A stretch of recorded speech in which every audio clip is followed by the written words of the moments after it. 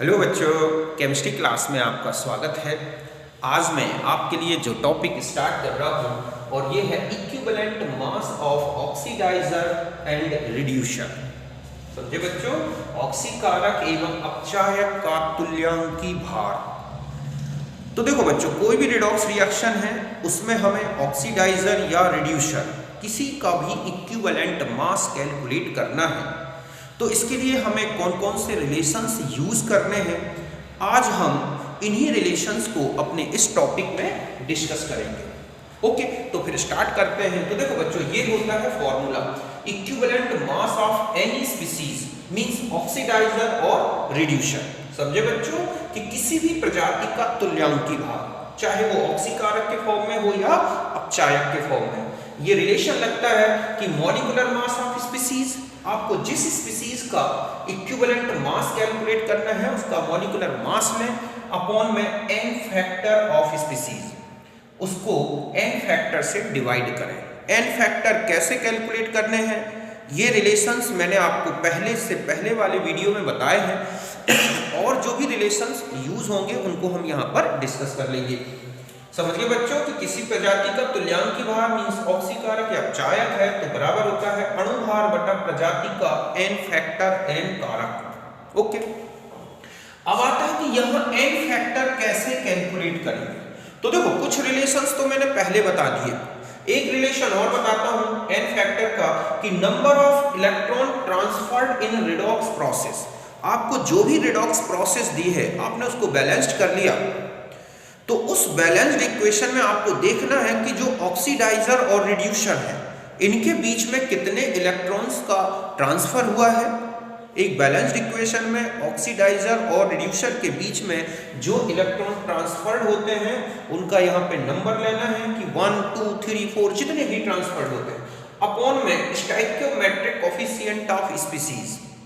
Means जो एक redox equation balanced होगा तो उस बैलेंस्ड इक्वेशन में जो रिएक्टेंट या प्रोडक्ट स्पीसीज हैं उनके स्टोइकियोमेट्रिक कोएफिशिएंट मींस उनके नंबर ऑफ मोल्स जो कि उनके फॉर्मूले के आगे लिखे होते हैं, ये तो आप जानते हैं। ओके, तो वो उससे आप इसको डिवाइड करोगे तो n फैक्टर आएगा, n फैक्टर आ जाएगा तो ये इक्विवेलेंट मास आ जाएगा। समझ गए बच्चों कि रिडॉक्स अभिक्रिया में स्थानांतरित इलेक्ट्रॉनों की संख्या, आपको उसमें जब आप बैलेंस्ड कर लोगे इक्वेशन तो आपको इजी समझ में आ जाएगा। अपॉन में प्रजाति का रस समीकरणमिति स्थिरांक, उस समीकरण में जो प्रजातियां हैं संतुलित रासायनिक समीकरण में उनके कितने कितने मोल्स हैं, तो जिस प्रजाति का आप इक्विवेलेंट मास कैलकुलेट कर रहे हैं उसी का आपको क्या लेना है, स्टोइकियोमेट्रिक कोएफिशिएंट रस समीकरणमिति स्थिरांक। तो यहां तक आप नोट करें। ओके,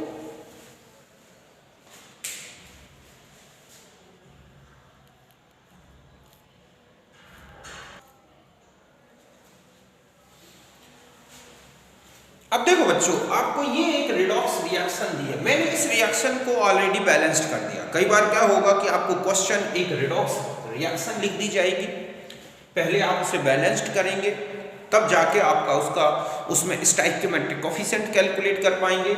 मैंने यहाँ पर ऑलरेडी बैलेंस्ड इक्वेशन लिखा है। Okay, Cr2O7 2 plus 6Fe2 plus 14H plus equal to 2Cr3 plus ये है। ओके, यहां पर आप equivalent mass of Cr2O7 K2Cr2O7 के फॉर्म में होता है, जिस भी फॉर्म में है हम उस स्पीसीज का मॉलिक्यूलर मास लेंगे, मतलब Cr2O7 2 जिस फॉर्म में है उसका molar mass upon n factor of Cr2O7 2। अब आता है कि यहाँ पर n फैक्टर कितना होगा। तो देखो, एक तो ये मेथड है कि n factor is equal to change in oxidation number into number of atoms whose oxidation number change. समझ गए बच्चों कि कितना ऑक्सीजन अंक बदल रहा है और कितने परमाणुओं का बदल रहा है। तो Cr2O7 में आप देखोगे यहाँ पर +6 था, यहाँ +3 और 2 एटम्स थे, तो टोटल n फैक्टर आया 6।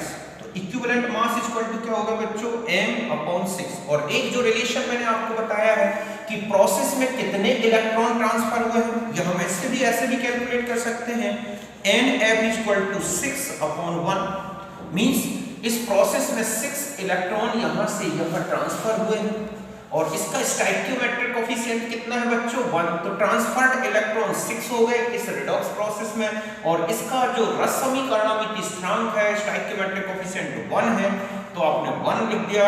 ये इसका n फैक्टर आया और इसी का यूज मैंने यहां कर दिया, या डायरेक्ट ऐसे भी कैलकुलेट कर सकते हैं। तो कुछ रिडॉक्स इक्वेशन में हम n फैक्टर ऐसे भी कैलकुलेट कर सकते हैं। अब आते हैं कि f का n फैक्टर क्या है।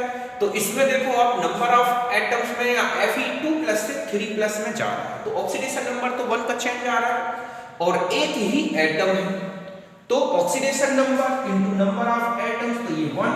या आप इस मेथड से भी निकाल सकते हैं n factor of Fe2+ equal to number of electron transferred हो रहे हैं इस प्रोसेस में, कितने हो रहे हैं बच्चों, यहां से यहां देख लो आप कितने इलेक्ट्रॉन रिलीज किए हैं इसने 6 इलेक्ट्रॉन। तो number of transferred electron upon में इसका स्टोइकियोमेट्रिक कोफिशिएंट कितना है 1, मतलब 6। तो ये हो गया 6/6 इक्वल टू क्या हो जाएगा 1। स्टोइकियोमेट्रिक कोफिशिएंट रस समीकरणमिति स्थिरांक 6 है।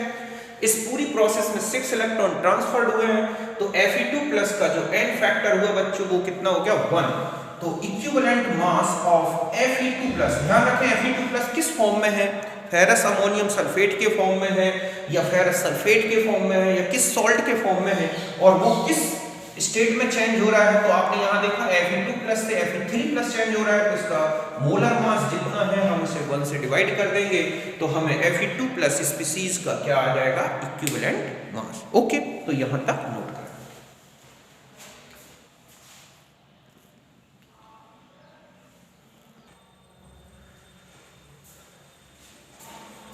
अब देखो बच्चों, आपको ये इक्वेशन लिखा हुआ है रिडॉक्स इक्वेशन, बैलेंस्ड नहीं है। ओके, सबसे पहले हम इसमें बैलेंस्ड करेंगे और फिर हम देखेंगे कि K2Cr2O7 HCl इनके इक्विवेलेंट मास क्या होंगे। ओके, तो यहां देखो आप K2Cr2O7 हम यहां पर 2 KCl कर दें, Cr2 यहां पर 2 लगा दें। ओके, और यहां पर हम कितना ले लें बच्चों 7H2। अब आता है कि क्लोरीन कितना यूज करना है, तो पहले आप क्या करें, यहां पर आप देखोगे +6 था और यहां पर +3 हो गया है, तो टोटल यहां से यहां जो नंबर ऑफ इलेक्ट्रॉन ट्रांसफर हुए बच्चों वो कितने हैं 6 इलेक्ट्रॉन। या मैं इसको ऐसे लिख दूं, अगर यहां पर साफ नहीं लिख रहा है तो यहां से यहां पर 6 इलेक्ट्रॉन ट्रांसफर्ड हुए, तो हमें 6 इलेक्ट्रॉन इसमें ऐड करने हैं, तो 6 इलेक्ट्रॉन रिलीज भी होने चाहिए, तो हम यहां पर 3Cl2 कर रहे हैं।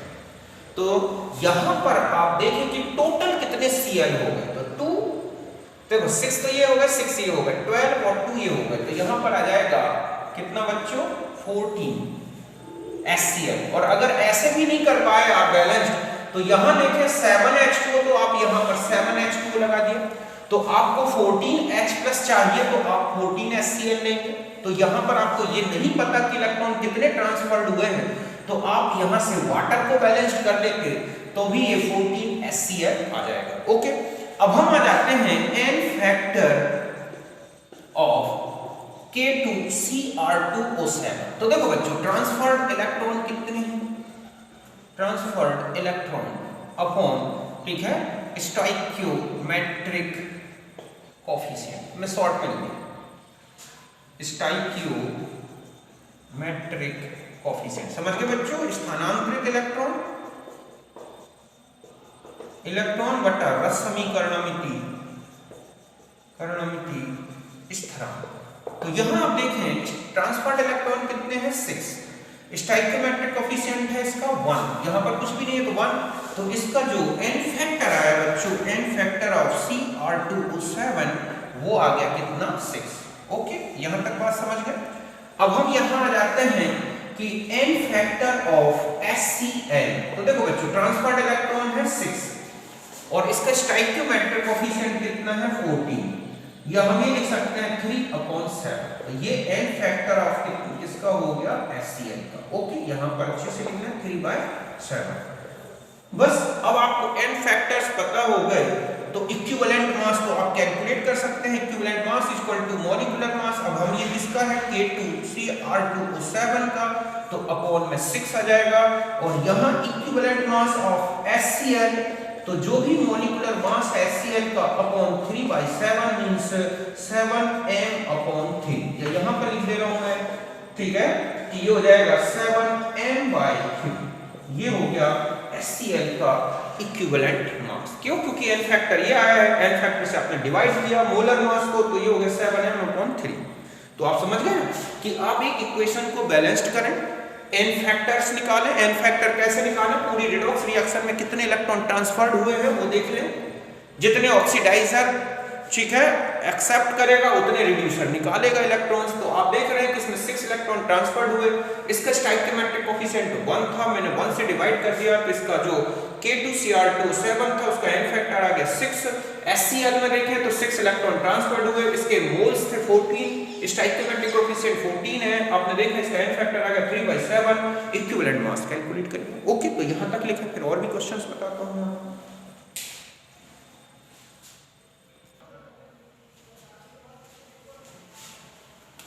अब देखो बच्चों, ये एक रिएक्शन लिखी है FeCN6 चेंज हो रहा है Fe2O3 plus CO2 plus NO2 plus. Okay, इसमें पूछा गया है कि इसका इक्विवेलेंट मास क्या होगा। तो देखो बच्चों, सबसे पहले हमें n फैक्टर कैलकुलेट करना होगा FeCN6 का। ओके, यहां देखें आप, इस आयरन का ऑक्सीडेशन नंबर है +2। ओके, यहां पर आप कार्बन का ऑक्सीडेशन नंबर कैलकुलेट करोगे तो साइनाइड ग्रुप में जो कार्बन होता है उसका ऑक्सीडेशन नंबर होता है +2, और जो नाइट्रोजन है उसका ऑक्सीडेशन नंबर होता है -3। आप स्ट्रक्चर से कैलकुलेट कर सकते हैं। ओके, यहां चेंज हो रहा है Fe से 2+ से, यहां पर इसका ऑक्सीडेशन नंबर हो गया है 3। ऑक्सीजन तो -2 के फॉर्म में है। ओके, यहां पर जो भी ऑक्सीडाइजर है उससे इसकी रिएक्शन हुई है, और प्लस ये है CO2। यहां पर आप देखें कार्बन का 4+ है और यहां नाइट्रोजन का 4+ है। ओके, अब यहां से यहां चेंज होने में अब हम आता है कि इसका n फैक्टर कैसे कैलकुलेट कर सकते। देखो बच्चों, मैंने आपको बताया था कि अगर आपको n फैक्टर इस तरह की स्पीशीज में कैलकुलेट करना है, आपको ये पता नहीं चल रहा है कि इस प्रोसेस में कितने इलेक्ट्रॉन ट्रांसफर्ड हुए हैं। ओके, तो आप क्या करें, एक एक एटम का n फैक्टर कैलकुलेट करें और उनको सम कर दें। कैसे? देखो, Fe का 2+ से 3+, तो यहां कितना हो गया Fe का 1। ओके, हम यही लिखेंगे ना 1 × 1। क्यों? क्योंकि एक ही Fe है, भले यहां कितने भी चेंज हो रहा है, हमें इससे कोई लेना देना नहीं, हमें यहां देखना है। तो ये हो गया Fe2+ का प्लस कार्बन का, आप देख रहे हैं 6 कार्बन है, पर कार्बन का 2 चेंज हो रहा है, तो ये हो गए 6 × 2, मतलब 6 कार्बन है, पर कार्बन का 2 ऑक्सीडेशन नंबर चेंज हो रहा है, तो ये हो गया प्लस। नाइट्रोजन देखो यहां पर कितने हैं, 6, हर एक नाइट्रोजन का -3 से +4 हो रहा है, तो कुल हो गए 7 × 6। तो इसका जो टोटल n फैक्टर आया वो आ जाएगा 1 + 12 + 42 55। ओके, तो इक्विवेलेंट मास ऑफ FeCN6 का जो होगा फॉर्मूला देखिए, आप जानते हैं कि हो गया molar mass, okay, mass upon n factor. तो हम मोलर मास m ले लें, n फैक्टर हमारे पास 55 है, यही इसका क्या हो गया आंसर हो गया। समझ गए ना तक? तो इसको भी नोट कर।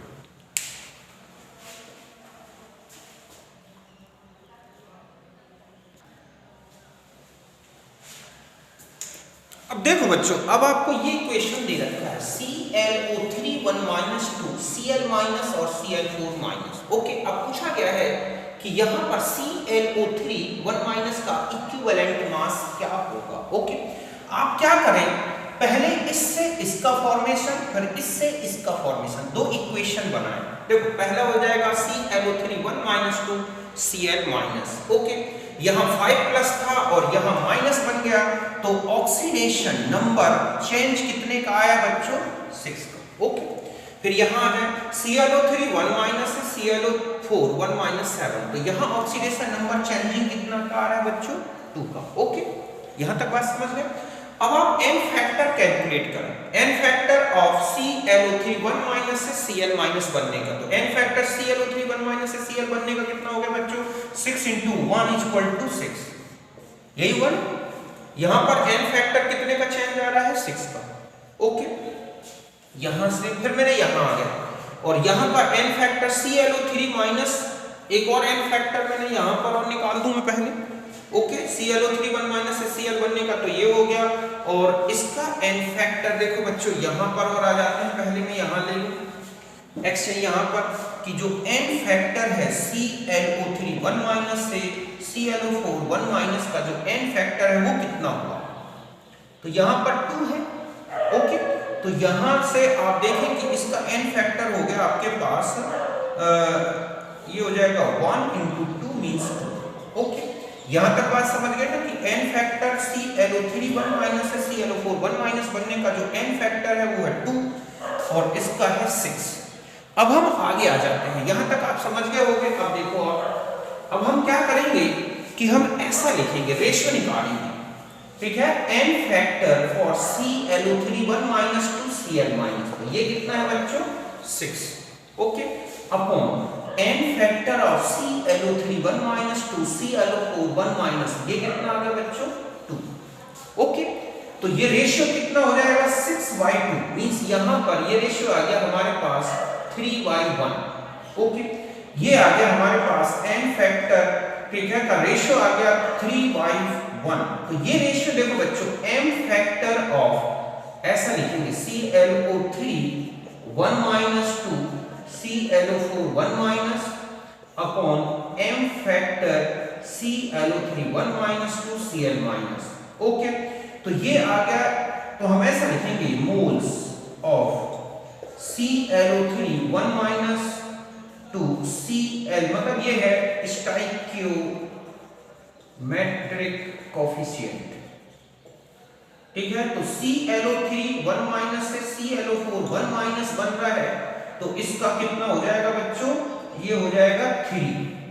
और ClO3 1 माइनस से Cl माइनस बन रहा है, तो इसका जो कोफिशिएंट है बच्चों वो कितना हो गया 1। अब आपको ये पता चल गया कि ClO3 1 माइनस से ClO4 1 माइनस बनेगा, तो इसके लिए हमें स्टोइकियोमेट्रिक कोफिशिएंट 3 लेना है, और ClO3 1 माइनस से Cl माइनस बनना है, तो इसका स्टोइकियोमेट्रिक कोफिशिएंट 1 लेना है। ओके, तो अब आप ऐसा लिख दें, टोटल मतलब ये हुआ कि 4, तो अब यहाँ पर आ जाए, मैं यहाँ पर बैलेंस कर देता हूँ। ओके, तो यहाँ मैं इसको मिटा दूँ।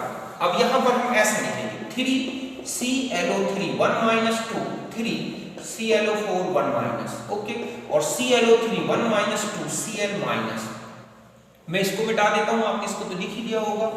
ओके, तो टोटल देखो बच्चों कितने हो गए 4 ClO3 1 minus two 3 ClO4 1 minus plus Cl minus.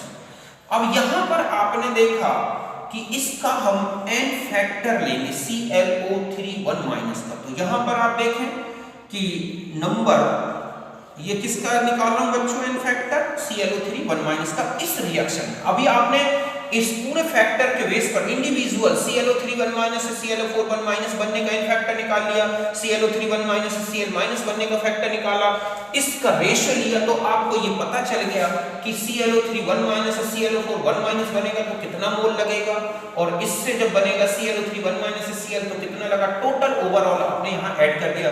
अब आपको ये पता चल गया कि इस रिएक्शन में जो ClO3 1 माइनस का स्टोइकियोमेट्रिक कोफिशिएंट है वो कितना है 4। तो number of electron transferred, okay, upon में हम क्या लिखेंगे स्टोइकियोमेट्रिक कोफिशिएंट। ओके, तो यहां मैं मिटा देता हूं, ये सब लिख लिया आपने। तो देखो इसका एक इलेक्ट्रॉन ट्रांसफर्ड थे 6। ओके, क्यों, क्योंकि आपने देखा है कि यहाँ पर जो चेंज आ रहा है ऑक्सीडेशन नंबर का 6, तो यहाँ पर भी उतना ही चेंज आया, और यहाँ पर इसका स्टोइकियोमेट्रिक कोफिशिएंट कितना है बच्चों 4, तो ये आ जाएगा 3/2। ओके, तो equivalent mass of ClO3 1 minus equal to molar mass upon 3/2 means 2m/3। ये हो गया ClO3 1 माइनस का equivalent mass according to this reaction. तो आपने पहले बैलेंस्ड की इक्वेशन को n फैक्टर के बेस पर, फिर n फैक्टर का total overall of ClO3 overall factor निकला है, ये कहलाएगा बच्चों ओवरऑल n फैक्टर ऑफ, ठीक है, ClO3 1 माइनस, जिसको आपने कैलकुलेट किया और इसके बेस पर इक्विवेलेंट मास कैलकुलेट कर दिया। तो आप यहां तक नोट करें।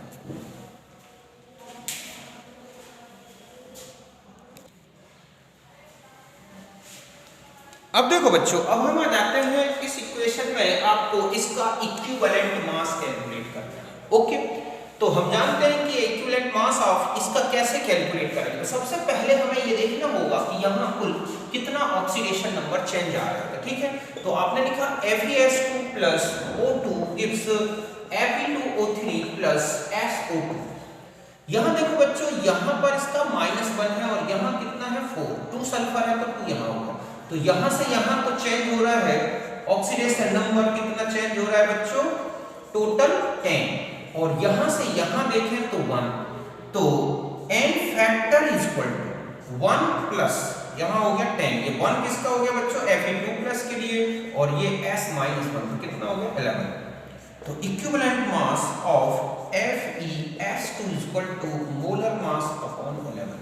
ओके, ये आएगा FeS2 का इक्विवेलेंट मास। यहाँ तक बिल्कुल समझ गए होंगे, कोई दिक्कत नहीं। मैं मिटा देता हूँ, फिर से समझें। इसका एक ऑक्सीडेशन नंबर चेंज हुआ तो 1, इसका 10 चेंज हुआ, -1 से +4 तो 5 पर सल्फर का 5 तो 2 का हो गया 10, टोटल ये आ गया n फैक्टर। फिर आपने निकाल लिया इक्विवेलेंट मास ऑफ FeS2, तो ये आ गया। ओके, यहाँ हटा देते हैं हम।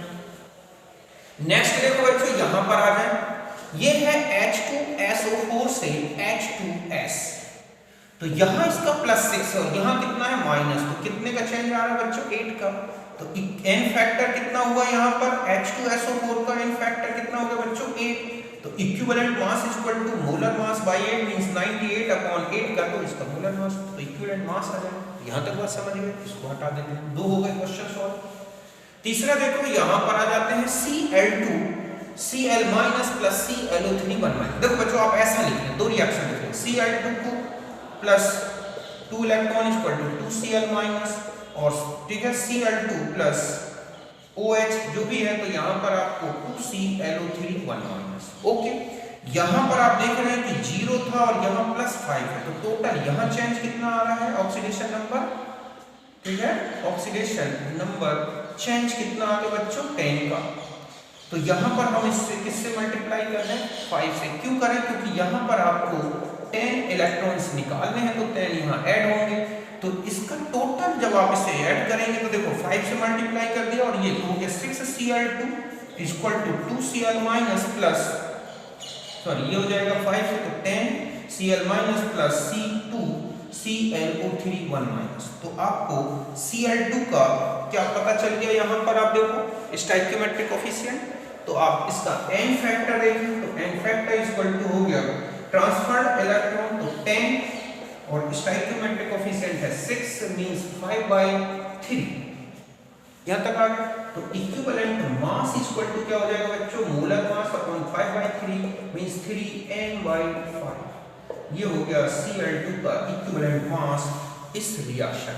फिर से देखें, Cl2 2 इलेक्ट्रॉन 2 Cl माइनस और Cl2 OH माइनस तो ये है। तो यहाँ पर जो ऑक्सीडेशन नंबर चेंज कितना है बच्चों, 10 का। तो जितना ऑक्सीडेशन नंबर चेंज यहाँ आएगा टोटल यहाँ भी आना चाहिए ना, मींस इस पूरी प्रोसेस में 10 इलेक्ट्रॉन ट्रांसफर्ड होंगे। तो हमने इसमें 5 से मल्टीप्लाई कर दिया, तो 10 इलेक्ट्रॉन यहाँ लगे तो 10 यहाँ निकले। तो ट्रांसफर्ड इलेक्ट्रॉन कितने हो गए बच्चों, 10, और इन दोनों को जोड़ोगे तो यहाँ 5 से, तो 5 और 6, तो ये हो गया 6, तो फैक्टर हो गया 10/6 मींस 5/3। तो n फैक्टर हो गया, बस इक्विवेलेंट मास आ गया Cl2 का। बाकी और बिल्कुल सिंपल से हैं। ओके, तो यही क्वेश्चंस मैंने आपको कराए, और इस तरह से और भी सिंपल से KMnO4 का एसिडिक मीडियम में, KMnO4 का बेसिक मीडियम में, KMnO4 का न्यूट्रल मीडियम में, ये आप इक्विवेलेंट मास कैलकुलेट करके देख लेना। इन्हीं के क्वेश्चंस आते हैं, मैंने टफ से टफ बता दिए, और इजी तो आप बहुत इजी कोई कर लोगे। ओके, तो फिर मिलते हैं नेक्स्ट वीडियो में, तब तक के लिए हमारा नमस्कार। ओके, तो फिर मिलते हैं नेक्स्ट वीडियो में। Thank you.